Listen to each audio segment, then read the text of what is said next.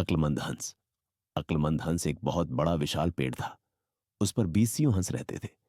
उनमें एक बहुत सियाना हंस था, बुद्धिमान और बहुत दूरदर्शी। सब उसका आदर करते ताऊ कहकर बुलाते थे।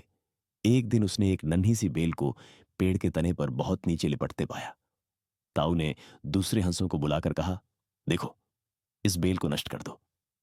एक दिन यह बेल हम सबको मौत के मुंह में ले जाएगी।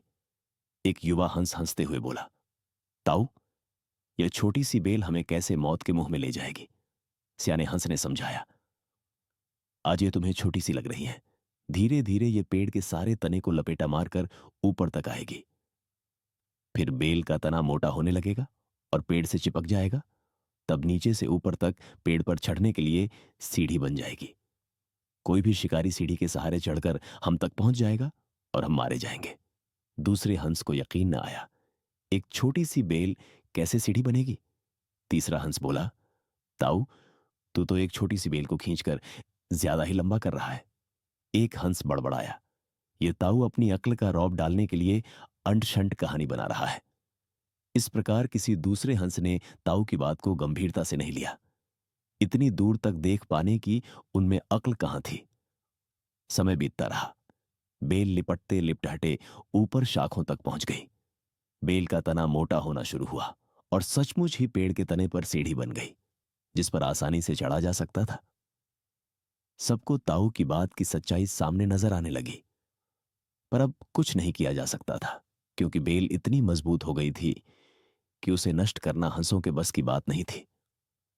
एक दिन जब सब हंस दाना चुगने बाहर गए हुए थे, तब एक बहेलिया उधर आ निकला। पेड़ पर बनी सीढ़ी को देखते ही उसने पेड़ पर चढ़कर जाल बिछाया और चला गया। सांझ को सारे हंस लौट आए। पेड़ पर उतरे तो बहेलिये के जाल में बुरी तरह फंस गए। जब वे जाल में फंस गए और फड़फड़ाने लगे, तब उन्हें ताऊ की बुद्धिमानी और दूरदर्शिता का पता लगा। सब ताऊ की बात न मानने के लिए लज्जित थे और अपने आप को कोस रहे थे। ताऊ सबसे रुष्ट था और चुप बैठा था। एक हंस ने हिम्मत करके कहा, ताऊ, हम मूर्ख हैं, लेकिन अब हमसे मुंह मत फेरो। दूसरा हंस बोला, इस संकट से निकालने की तरकीब तू ही हमें बता सकता है। आगे हम तेरी कोई बात नहीं टालेंगे।